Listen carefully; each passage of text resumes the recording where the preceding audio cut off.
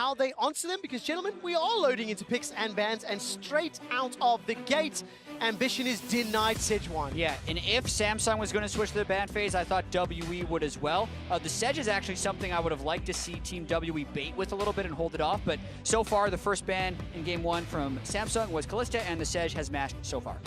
Just 100%, of course, and so far it is going as we went through in Game 1. Understand what you're saying. Game 1 really was the snowball from level 1, but allowing a straight-up winning bottom lane, having Mystic and Ben win lane while they could also shut down CuVee, those two factors cannot be recreated. It's not all about draft, but they cannot let Samsung have that happen again. You can see Game 2 picks and bans on your screen. The Game 1 bans so far are identical. The last ban in Game 1 for Team WE on blue side was Lulu, and the last ban from Samsung was Kog'Maw. When Papa Smithy and I were talking during the break, if we do want to see a breakup of the Rakan-Xayah combo, it would be with a ban right here, but they also have the option of just taking the Xayah away, but they do the ban right here in Kog'Maw. Argument is that with Lulu and Galio gone, even Sejuani, all of these are really good with a Kog'Maw. So a lot of the pieces around a Kog'Maw are not there, so inherently it does nerf the Kog'Maw's reliability a little bit. Tristana has been very, very high priority at this tournament, lost in Game 1. It could definitely be the selection here, and maybe a recreation of the tempo pushing drafts that we saw early in the tournament from WE. Yeah, the win-loss on Tristana has taken somewhat of a hit this weekend. However, it is insta-locked, and of course Team WE, they were the team that sort of introduced that hard-pushing, fast-pushing champion. I want to see what they run alongside it with Janna and Lulu taken off the table. Yeah, and this is the big tweak. You would expect Jarvan Taric for the combo, but watching the way Ambition played on Gragas last game, you got to give that guy Gragas again, because he had such a good performance on it. So that swings the draft phase a little bit differently as well, and gives what would be expected to be a larger power pick over to Condi, but the Gragas is so comfortable for Ambition. When I was predicting pick bans or thinking about what W would do on blue side, given they'll be on blue side theoretically 3 times in this series, I thought maybe they'd emulate yesterday's drafts and ban Gragas on blue side to deny it being a very safe pickup for Ambition on red. His most played is playing a bit with the draft here. We have seen a little bit of Nami so far. And it looks like they want to get a support in before more of them can be banned away. With Rakan, Janna, and Lulu gone, the Karma is the much more standard pick. Pivoted has been played once by Ben this tournament already.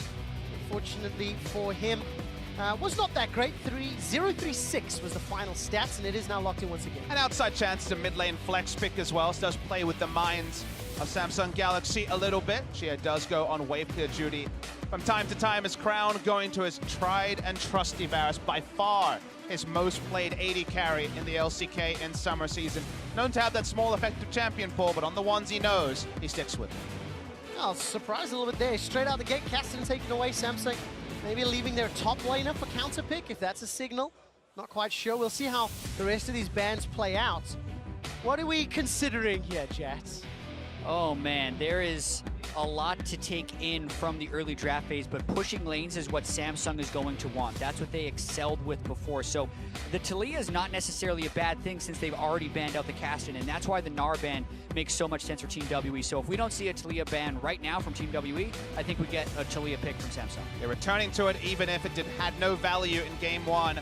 The Caston and banned, more of the tricky lanes are gone. Bit of a top lane very large pool available, given there hasn't been any targeting so far. 2 banned away, Gnar, the strongest that CuVee has shown recently. A lot of power left in the draft. Malzahar banned away. The Taliyah is looking clean, but the Shen also, that was so big for WE in Game 1, could be taken here. And you talk about the download. That's a lot of changes from the last time Samsung has been on this side. They were the ones that opted into the change as well. All 5 of the first phase bans were the same until the Rakan goes in right there. Then they take the Shen away. Cho'Gath is also up. That's a big pick for 957. They can give that through, but essentially Samsung is tweaking and using the things that they have succeeded with so far. All right, CuVee has played Shen twice already, undefeated at Worlds on that champion, and for the 7th time here at Worlds, 957 will get Cho'Gath. He's currently 5-1, this being game number 7. Let's see what xiye is going to run in the mid lane. I'm going to see a little bit of a safer pick. This composition, if it gets locked in, a lot of versatility. There is some engage, some disengage, there's some tools that WE can flex. It's a very solid wave clear as well to potentially rotate Mystic through if they can get the early turret blood bot lane. Taliyah still available. Let's have that early push onto the Orianna. It's a good wave clear on both sides here. 2v2. Definitely gonna have a pushing lane for WE now that it's confirmed to be the Karma and the Tristana. Yeah, so much of this game will be about the early push and who can start that turret snowball. We have seen two very fast games in games 1 and 2 with the Nexus falling before 30 minutes. The Karma and the Ori and the Cho'Gath are all wave clear picks right there. Yeah. And then look for some invading jungle from Condi. I mean, you heard a bit of a gasp around the crowd when the Orianna was locked in for xiye. Actually has no games on it in summer season at all, so not a core tenet of his champion pool. So interesting to see a new pick come in for him, at least in terms of the recent history, right here in Game 3 of the World Semi-Final. It's insane to think of Orianna as a new pick for any mid laner, but that's the case we have for xiye right now, and I think a lot of it was a denial pick away from Crown. They were a little bit worried about the Shen, Gragas, Ori kind of delivery system combo they could get with the Orianna, and it hasn't been a super meta pick so far. They have to pick it away. I mean, for such a staple of champion pools in the mid lane, one game in 2017, a victory, a happy point, but a surprise to the fans and to us. And of course, it was something that featured in the ban pool, but it was WE banning it earlier in the series. So let's see how xiye can perform. We look at some of his stats. Definitely a player that his story is not told through statistics, but that Orianna can make or break mid to late game team fights as we play out game number 3 here in the second semi-final of Worlds. Team WE, the last LPL team standing, the 3rd seed from the region, 18-19. They've played 20 games already at Worlds, this being number 21. And they want to keep that streak alive and set themselves up for the China versus Korea matchup, but this time in Beijing in Bird's Nest. Yeah, and I feel like, especially with the way this series is going, Ben is going to have to perform in a big way. He got to play Janna 9 times previously between play-in and now, never lost with it, but they had 2 support bans on Ben, and he hasn't looked good when pushed off his core champions. Samsung's download includes also stopping there from being an early topside invade like there was in Game 1. Remember, WE invaded Samsung's red side, put down wards, then re-invaded their own red and picked up first blood. Samsung were not interested in that particular hijinks being recreated in Game 3. Yeah, not this time around. And of course, Game 1, the early kill, setting WE up and setting Ambition behind. Game 2, Ambition shows up and picks up that great kill. Really starting well, dropping the Demacian standard on top of Crown's head, but I want to keep my eyes on Ambition, see how he shows up. We've talked about group stage Ambition and quarterfinals Ambition. Now it's Game 1 and Game 2 Ambition, and we'll see which is going to show up in Game 3.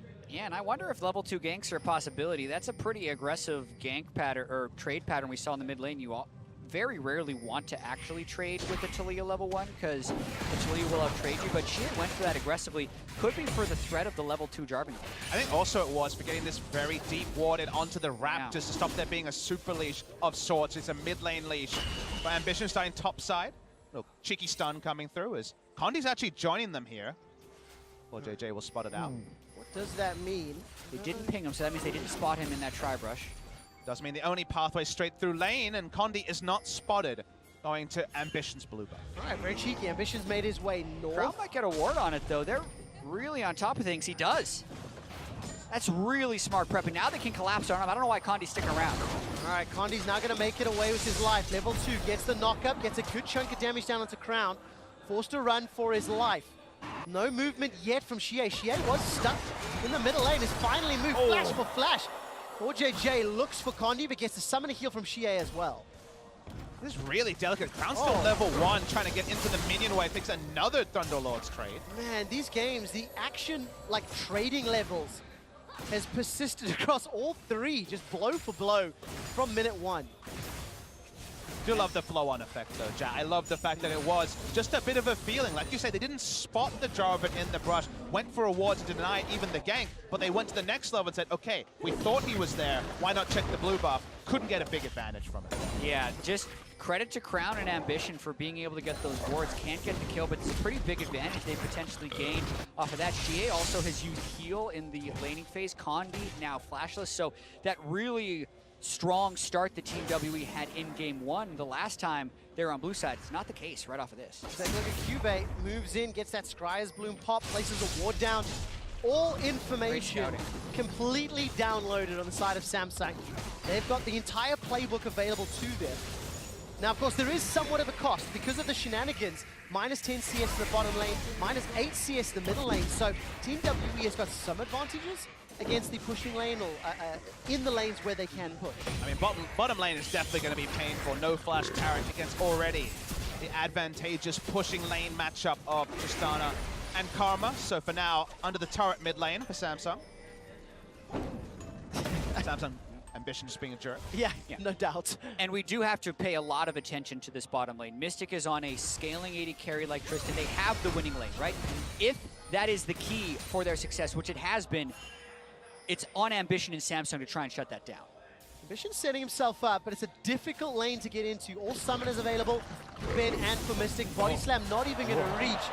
Pulled ever so slightly short. Ben, it felt like he was on the trigger finger. Anticipated there could have been somebody waiting in the bush and gets away safe. Yeah, Ben didn't flash that because the follow-up just wasn't there for Samsung. It would have just been a lone Gragas that would have hurt with some poke, but ultimately not that threatening. And it's good that Ben has the presence of mind to realize that, because you place a ward in the Fog of War and you have half a second to make a decision of whether or not you have to flash the Gragas. You need to have the whole game in your focus in that moment to know not to flash, and Ben didn't even flinch. Let's see what it equates to. Is now Ben's going to get, well, just sidestepped the Dazzle actually. xiye unable to interrupt Crown's recall. And the game is a gold advantage to Team WE thanks to the CS numbers that have been accrued in the middle and bottom lane. We've not touched on 957 CuVee. It is a farm lane. Cho'Gath into Shen, getting close to 6. And that means CuVee, the safety button of Stand United, will allow Ruler and CoreJJ a little bit of extra breathing room from any shenanigans that WE can put on the map. Yeah, and post 6 on the solo lanes, this bottom lane becomes a much scarier place and diminishes a lot of the strength you would get from the pushing Tristana and the Karma.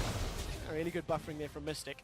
3-6 though, they could be rather ambitious. Would they try for a dive? It would be incredibly ambitious. Their damage just isn't there yet. Yeah, maybe if heal barrier was down, you could try to make something happen, but with both being up, a little bit too risky there, so Condi will just back away. Do like the fact, we're going to compliment Samsung on their adaptations in draft and early game. Worth noting that WE finding more pushing lanes, going for the Karma, also having very good wave clear in mid and top is an adaptation for them. Okay, Root is going to connect down onto Ruler. No flash for CoreJJ, but they're going to try a 5-man dive here if they actually go for this. The knock up onto CoreJJ. Remember, no flash. Shockwave comes back. Stand United was picked up. That's been interrupted by 957, but this should open up tower damage in favor of Team WE. Going to start hammering that one away. The E comes down from Mystic and will just pop. Where's the rest of WE? They're not sticking around. Get the Stand United without it turning anything around, but that's still just the top laner who can teleport in. They're applying as much possible pressure as they can while they have this window in the bottom lane. But it's so hard to actually DPS down a turret when Taliyah can rotate so quickly. When Shen, honestly, is happy that he was interrupted in that particular scenario because there was no more damage to follow, and he gets to stay in lane and keep pushing. Cho'Gath was held accountable. That means that Samsung really lose little apart from a chunk on bot lane outlet. Yeah, and Team WE is playing on such tight timings for that play. They were there with xiye at level 6 before Crown was level 6. Crown couldn't match with that Weaver's Wall, but CuVee did hit 6, just barely, and it was the ultimate of the Shen that ultimately saved CoreJJ's life. And that means he gets away to fight another day, and fight we shall have. Ben gets caught up by the Dazzle, trades back and forth, no 6s available yet. Mystic and Ben continue to back away. Neither of these bottom lanes have been able to recall. Doran's shield and potion still available for Ruler and Mystic. And this Weaver's Wall going to cut off any potential escape if Mystic and Ben overextend, but it feels like they're playing just on the edge of safety. Even just the fact that he left lane made it so Mystic missed the cannon wave. So he is relieving pressure just in that moment. All right, nicely done. Good trade there between xiye and Crown has actually overtaken the CS deficit he found himself in. Thanks to that play, thanks to that focus on the bottom lane by Team WE. We're heading to the 10-minute mark and it's still even. Nobody's died yet, despite multiple attempts. It's like the what-ifs have been created, but none of the answers have been shown. Condi on the back foot the last couple of moments. Flash back up from the earlier plays. Top lane, spin the island so far. What I like about this game, in contrast to the two previous, both junglers are kind of on a more even footing. Sure. Neither jungler's been as heavily hit behind. It's a 150 gold separating Condi and Ambition. Whereas both previous games, one or other party really got accelerated ahead, and it felt like it was a trickle that turned into a downfall. Yeah, and I think both junglers are actually behind the normal experience curve that you would come to expect. You can see Condi here, still level 5, nearly 9 minutes into the game. Ambition just hitting 6. Like, Ben is about to hit level 6 as a support. They have been roaming wards for a lot of this early game, spotting each other out and trying to prevent dives. Something that's been afforded to Samsung has been the pushing advantage in the previous games, around 50% forward percentage for Ruler. Means they've been pushing under turrets in game 1 and game 2. WE changing up their draft means that this game they have had the forward percentage. They've been ahead of the river, just to give you a visual indicator, and it means they have a lot of priority around the bot side here, specifically around the blue buff of Samsung. Yeah, I'm gonna hurt that statistic that just popped up on your screen, and CuVee also on screen just placed that blue buff or that Gromp side ward once again. Feels like every time CuVee can, he moves lane to set that up, still out farming 957's Cho'Gath, as you would expect in the matchup. And the AD carries, by the way, still yet to back 2,500 gold on each side. So a lot of power still to be gained as 10 minutes of laning phase is not equated into the opportunity to leave that tower. Yeah, and the first person to leave the turret is going to be giving up a lot of turret damage. They're both saving up a large amount of gold to try and go. I think the sensor is potentially more important than the AD carry, but they're going for a fight here. Oh, good interrupt by Condi. Flashed away from the shockwave. Stand United comes down. xiye and Condi now are in a fight they maybe do not want. The taunt connects onto Condi. Summoning kill has been used once again, and nobody dies. But WE forcing the Stand United. What more can they do with this? A lot of respective cooldowns on both sides. No interest from Ambition to flash until he saw the shockwave animation, got out of that, and then xiye ran out of damage very early in the game with just a lost chapter and Merc Treads. Not going to be able to DPS down Ambition with his Balmy Cinder. They have to invest the Stand United, so maybe a play around the bottom lane they've tried previously is more reliable now for WE. Exactly. The second purely defensive cooldown that CuVee has had to use of Stand United allows Mystic and Ben to continue pushing here. We said after the draft phase that the lane pressure was so critical in the success of this game, and this is a small way that Team WE is working towards that. Getting Stand United down, 957 has plenty of tools to interrupt a Shen teleport while they are trading in laning patterns, and it gives Team WE a certain level of safety bottom side. Team WE gonna try use that safety. Every time we see Condi's really showing his face towards that bottom quadrant, you know, really prioritizing that lane is something we've seen a fair amount, and still no back, still no absolute tower control yet, despite Mystic and Ben trying to keep ruling CoreJJ defense. That's a small point, but an extended laning phase when you're going rage bait is really important. You want to back and buy a straight up rage bait, not have the power droppers. We'll hold the point though. All right, Weaver's Wall comes down. There's no real follow-up. Explosive passes on cooldown by Ambition. Ben doesn't want to play that one too risky. Flash heal over the wall. And I think the word we can use to describe all of these plays is patient. Yep. From both teams. They use the Weaver's Wall right away. Ruler and CoreJJ are like, but the minions, I kind of want to finish them off before. The wall's going to be there for a couple seconds, right? And they wait. And then Ben also waits until he's in risk of actually dying before flashing over the wall. That all could have been done really early, but they're trying to get the most mileage possible out of these summoner spells, and they're being very disciplined about how they use it. Oh, that's going to set us up for some exciting fights later. If anyone holds on to the trigger, xiye under risk of getting caught up by Ambition. The task is available. Body slam comes up. There's the flash. Ambition still holding on the trigger. Every single skirmish is just on the edge of safety and danger. Yeah, and she is kind of forced into trading with Crown over and over again because Crown is consistently playing to that bottom side of the map, and without his flash and with Ambition's flash being desynced, that may be where we end up seeing first blood in this game. With the gold grass we had on the screen before, both AD carries backing without 3,700 gold. It is going to be massive purchases. Ruler should be able to straight up buy a Rage Blade. That's Adds huge. it to the Ardent Sensor. Staying in lane for 12 minutes for a Rage Blade carry is insane. This is the first buy Rage Blade we've had at the entire tournament, and now the instant power level gain for Samsung cannot be matched by any items for Tristana and Karma. What is the equalizer on the other side? Mystic, obviously, Berserker's Greaves, pickaxe, BF sword, but Ben has completed that Ardent Sensor. Yeah, the Ardent Sensor not quite committed for CoreJJ will be pivotal. But the way I look at the matchup usually is when you're against a Rageblade carry, you get Berserker Greaves and BF Sword, you can push lanes, you can turret rotate. The recurve go and pickaxe just kind of chilling, waiting for the Rageblade to be complete. So it's big that WE and Samsung have been forced to stay in lane so long, and Ruler now gets a very nice one-item power spike. Yeah, I actually think, though, based on the damage amp and sustain of the Ardent Sensor, that Mystic and Ben can still win this lane. This poke doesn't necessarily mean that much when he can just sustain back up. But after another wave or two, when CoreJJ can recall to go get that Ardent Sensor, that's when you really notice that advantage. Oh, look at the damage. Full 4 autos onto that E. Ruler gets chunked down, gets the heal from CoreJJ instantly. But keep your eyes on Mystic. Every auto giving that HP back thanks to the Ardent Sensor, and Condi is waiting in the wings. But okay, Stand United is up and available. Teleport is there for 957, and with CuVee backing on the minimap, you have to wonder if something is being set up. Looking down, Crown and Ambition making their way. This is going to be a gigantic party if everybody continues to pull the trigger. Weaver's Wall not yet fired.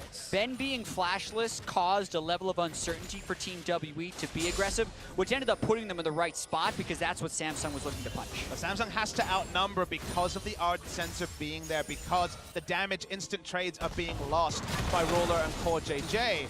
So once again, a lot of the setup, but no payoff as the back start, and Taric's going to leave now just to get the Ardent Sensor. WE are just quietly farming up this lead. You know, Mystic now nearly 26 CS up.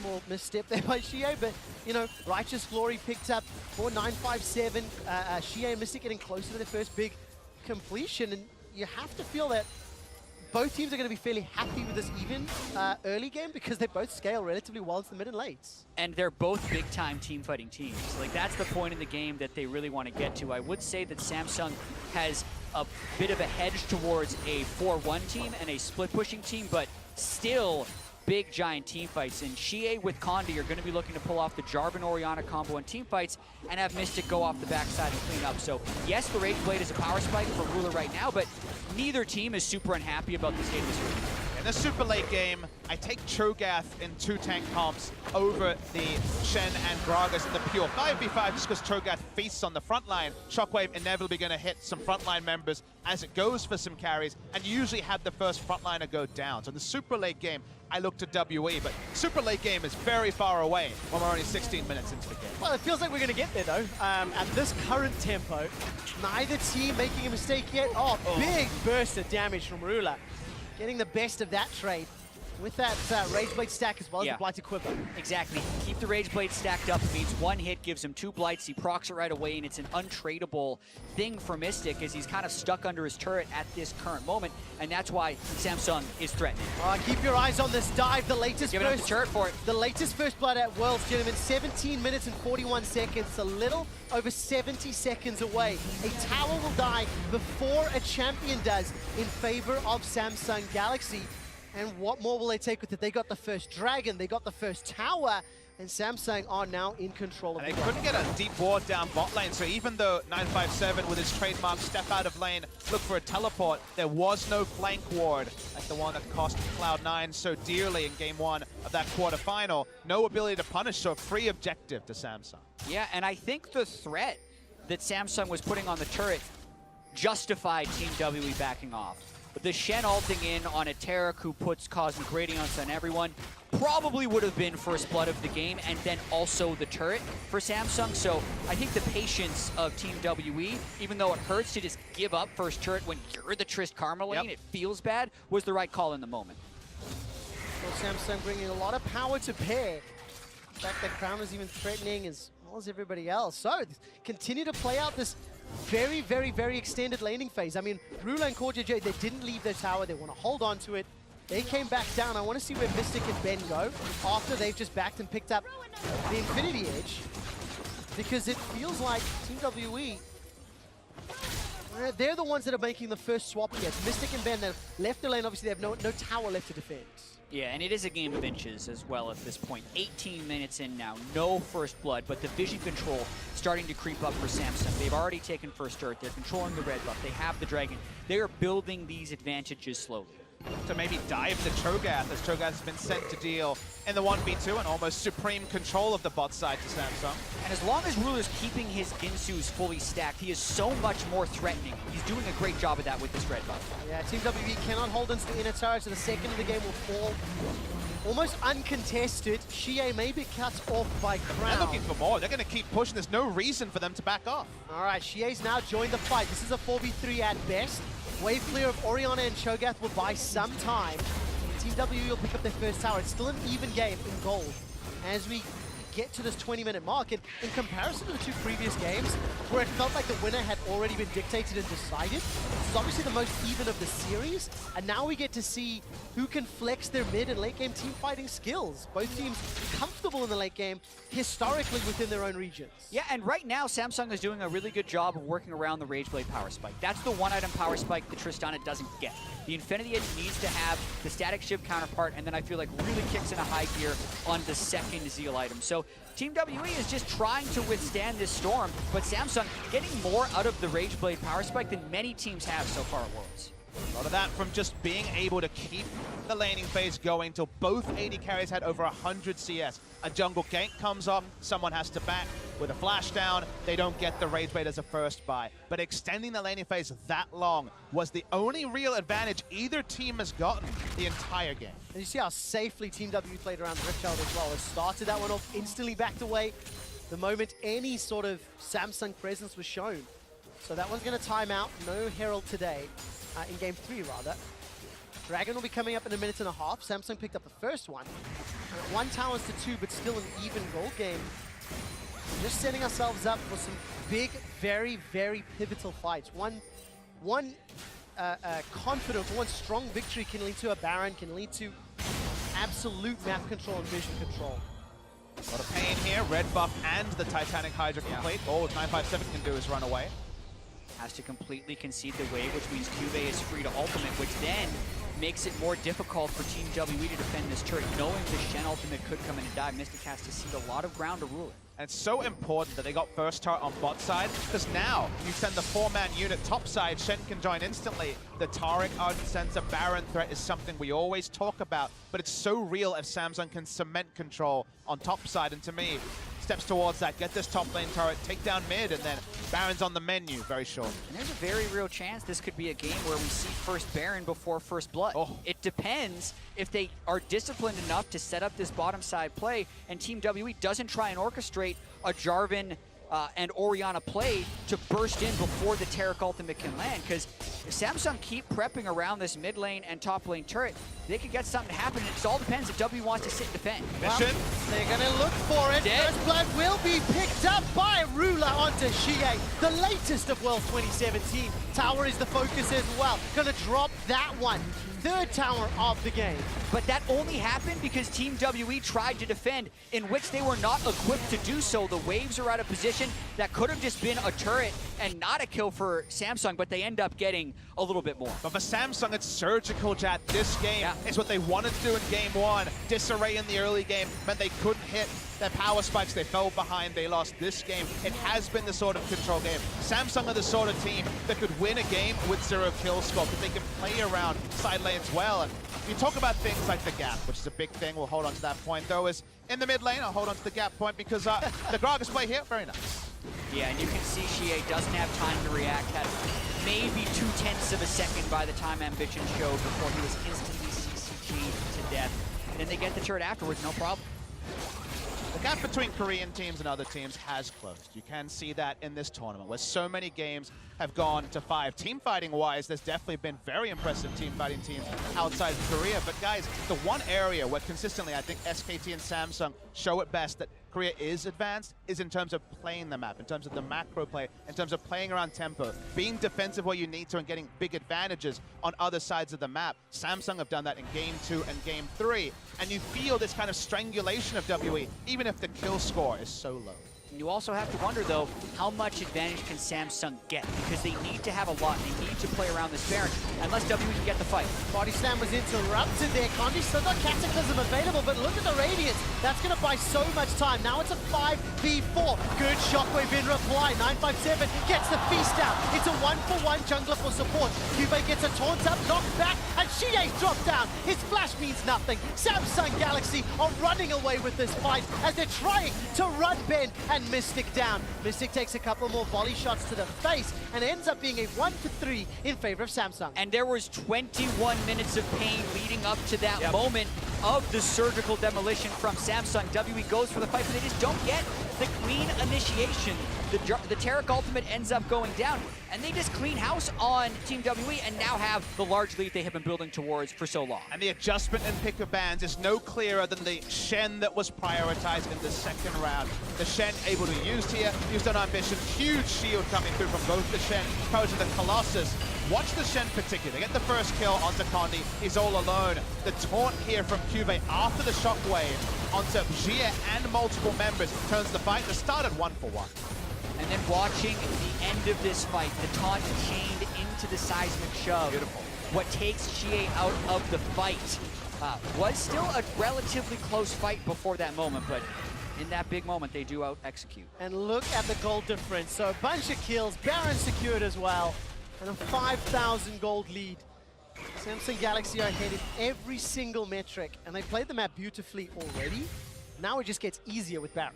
And they have silenced this crowd as well. These are the demoralizing types of games you talk about. Team WE already lost with the Jarvan Galio, the dream composition for themselves.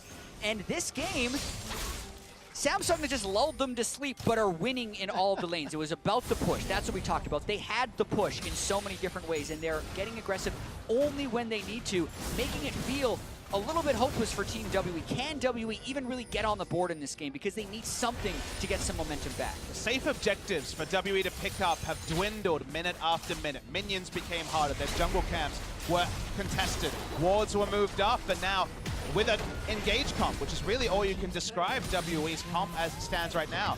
There isn't an engage they win. There's not a 5v5 fight, even with like the Rumble Twitch that we saw in Game 1, that really looks realistic to go their way. And Samsung keep pushing up, and all WE can do is be second to a rotation and hope for a Samsung mistake. Yeah, looking at the timing there, as soon as Rula and CoreJJ made their way to the tower, CuVee was waiting in the wings, potentially setting up a dive from behind. The moment there's not a clear push, go back, shove the next wave, and roam to middle. Remember that it's not been a perfect game from Samsung. The two defensive Shen ults stopped there from being picked earlier, delayed the game. The Shen's power, just in saving the couple of mistakes early game, have allowed there to be largely a good performance. But if those mistakes lead to kills, it's a very different game. Yeah, prevents any type of snowball, though, because they had it. Right? So they were playing defense where they had to so they could continue to apply the pressure in the right places. The Trist Karma still haven't taken the bottom lane turret, right? The fact that that is still standing speaks volumes to the way Crown, I feel like, was consistently living in the river in the early game on that Taliyah. Hurt him early on, but it made up for it later. Those ultimates from Crown's Taliyah just allowed the bottom two towers fall in quick succession, and that's when Samsung's map play took over, something that we were talking about, just how clean they were playing. You can hear the chants trying to come in here in favor of WE. A bit of restless energy, that's what it sounds like. The people want to see something, want to see signs of life from WE, but Samsung are not obliging. Yeah, and games like this, where it's 4 kills to 1, 26 minutes in, make it feel very much like a strategy game, which allows you to kind of dissect the team compositions and what tools they have in these moments. And the Taliyah is so key for them right now. The fact that they picked the Shen, xiye decided not to go for the Taliyah, which could have given them more bot side pressure, afraid of whatever Crown's counter pick could have been to the Taliyah, is having a pretty large output onto the state of this game. I mean, it feels like we're watching a Civilization game, and it's an economic victory coming through from Samsung. There's been no bloodshed. 5 kills, most of which were in one single fight. Otherwise, the economics show you very clearly it's only gone in one way from 15 minutes. They got standing gold. They made some mistakes with 2 defensive Shen ults before this red side graph started. And from there, it's only been one-way traffic. It has been, and now Samsung need to get through the wave clear. There's one thing a Team WE do have. Obviously, the Orianna and the Cho'Gath can help, even more so in Mystic. Almost 2 shots the wave and Ruler. But man, oh man, WE now need to look for a mistake or look for a magical engage before the Cosmic Radiance land in order to turn around this gigantic goal deficit. Yeah, and I think Samsung is just in a holding pattern now until the objectives come back up. The second mountain is now up. With that 1-3-1, they pushed Team WE into defensive positions, making this Drake uncontestable. They already have good control wards in the blue buff of Team WE, which preempts the Baron Vision. Samsung, they've played this game before. They know how to start out the game, and they're just going through the motions right now. Really nicely done. The smaller side, I would have loved if they delayed it 30 seconds and just forced the 35-05 Elder Dragon, you know, just in case the game doesn't end before then. Speed up that process. Irrelevant, however. It's just something I'd like to see coming in more. They probably wanted the Infernal Drake. Two mountains in a cloud, they're just like, well, what's it gonna be? The Infernal would be nice. They get another cloud. If they knew it was a cloud, they would have waited that 10 seconds, but they're willing to roll the dice. Either way, Samsung is in an absolutely great position. You know, closing this out will put them one Nexus kill away from a 2016 rematch in the finals with SKT. Samsung continuing to, I don't want to say surprise necessarily, this was a series where they were favored, but if you had said at the beginning of the tournament that it was going to be a Samsung SKT final, it would have been a shocking thing to state. Absolutely. Longzhu were the big favorites from Korea. SKT are always SKT. But Samsung, impressive in fits and spurts. This has kind of been the story of this team who, in terms of actually making it to a regional final, LCK final, they've never done it since that famous Samsung Blue lineup made the finals. Since they came together as Samsung Galaxy at the start of 2015 with all those players moving over to China, they've never made a final. In fact, when it comes to Gauntlet playoffs, they're 0-9 in the postseason. They haven't won a single game towards getting to one of those regional finals. It'd be an absurd world where a team could win the world final potentially, having never won their domestic league. Yeah, and Team WE, even though they won in spring, were the third place team in the summer split. But even refocusing in on this game, there is still the slightest of chances that Team WE find the right team fight. If they can somehow burst Ruler, get the Shockwave, and he has not flashed it, with Mystic on these items right now, they could get a huge fight. And Team WE has done this against tons of teams in the LPL, so it is a possibility. Whenever I see 4 items on Mystic, everything is possible. He has hit his item spikes just fine. We're gonna try for it. Gonna try indeed. Cosmic Radiance will be good. Stand United still available, and the trigger was not pulled, so they traded two ultimates for one in favor of Condi. They would have loved to blow more, but that is still going to be something. Cosmic Radiance is down. Greater chance they can find the fight they're looking for. Notice there is 2 lockets on Samsung's side. They are both up to answer the shockwave. The flash was big. Condi needs to find a way to get some of his health back, especially without the Cataclysm. So Samsung still being fairly confident. Here's Ambition! All right, Ambition's got the Stand United on his head. Mystic is able to buffer the escape on that rocket jump. Now it's a full-on 5v5. Shockwave pulls back 2, but it's not only the front line. CoreJJ gets feasted down, and Samsung win. They get the first kill. Their damage dealers went untouched. It's the double locket meant that the Shockwave did almost nothing. Both of them popped, negated all the burst damage, and from there they're looking for another turn. Yeah, CuVee's gonna look for that taunt flash possibility, not gonna find the target. Ben gets shut down as the Weaver's Wall locks him out. There's 9,000 gold in the lead, and Samsung gonna peel away to the Baron. That double locket was so good. There are diminishing returns when the second person presses the locket, but it almost made you think Taric was still up. You're like, ooh, the shockwave! What happened right there? Mystic couldn't get through Shen. Samsung had the gold lead, played with the gold lead, and played that fight beautifully. Simple equation. Double locket versus a no void staff Orianna, unfortunately, means no lasting damage onto the carries. The moment that happened, they could just turn on the front line. Mystic had to move backwards, and all the damage was gone from WE. I'm so glad you talked about that no void staff. When we get out of the replay, look at the item disparity between these two teams, but this was obviously the secondary engage. Yeah, also burning the flash of xiye very early on. 957 does teleport in, but frontline versus frontline, you're ulting the 2 tanks. They hardly take that much damage, and the carries are completely untouched for Samsung, able to free hit. Usually when you see that dive in, the amount of burst damage would mean that the front line is brittle. You can't have your carries continue to move forwards. Not the case with the double locket. And Trevor, He went for the Banshee Veil because he was on the way to it. He saw the Fiendish Codex. He felt pressured enough because of how the game was gone, not confident enough to go for the Void Staff. It's one of those weird spots where maybe you need to hit and hope with the Void Staff and accept that you don't have the defensive opportunities.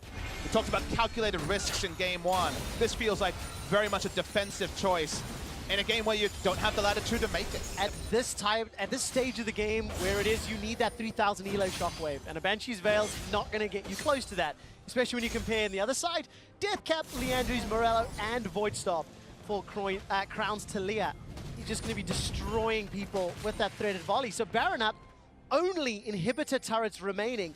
WE now have to defend against Baron empowered minions. Yeah, and it's a double Mountain Drake Baron. So I think that's also why Ruler picked up this rapid fire cannon. It's not necessarily the item you would expect out of the Varus, but it's for those siege shots. They Taliyah wall around with the double Mountain.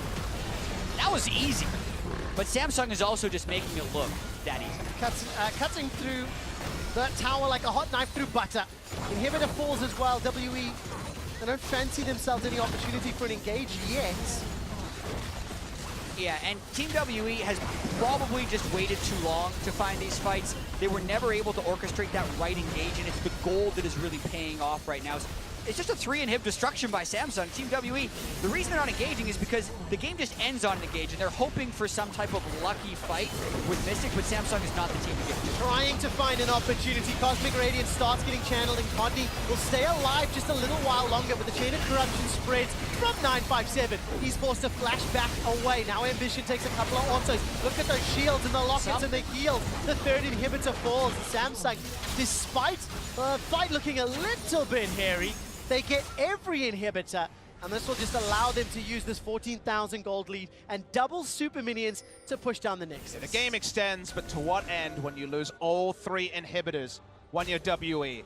They have the teamfight tools, but they never felt confident enough to pull the trigger because they couldn't force anything out of Samsung. They're not even finding Krugs or minions or monsters in their base to find more gold. They can't close what is now feeling like an unassailable 15,000 gold lead. And Papa Smoothie, with the tempo of this game, Crown has gone to the library and picked up the same book that Faker was reading from yesterday.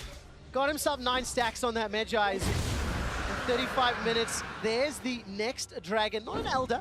However, this game may be over before that even gets a chance to spawn, because Samsung, they have just absolutely controlled what felt like every stage of this game. It's just so demoralizing if you're WE, this team that fancy yourself in a late game team fight. You would have been happy with the pace of the game being slow, but they kept slipping. Maybe they weren't even conscious of it, but every second it slipped a little bit further, a little bit further, a little bit further. We could identify it, but it was so small at the time.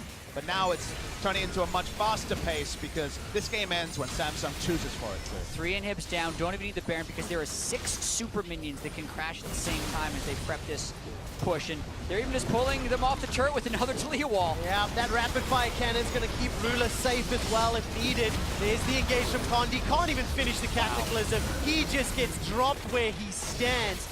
Between Crown and Ruler, they destroy him. Team WE, last Bastion, last Nexus turret, last chance in a 4v5. Cosmic Radiance start getting channeled, and Ben will get split away from the team. Mystic goes down before he does. 957 and xiye, the last people standing. It will not matter, it will not care. And Samsung Galaxy are 1 win away from a rematch in the finals with SKT.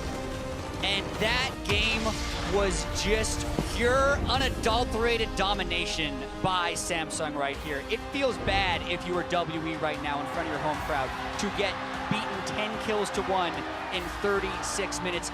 Just total map play the entire time, and WE never found a fight. And we've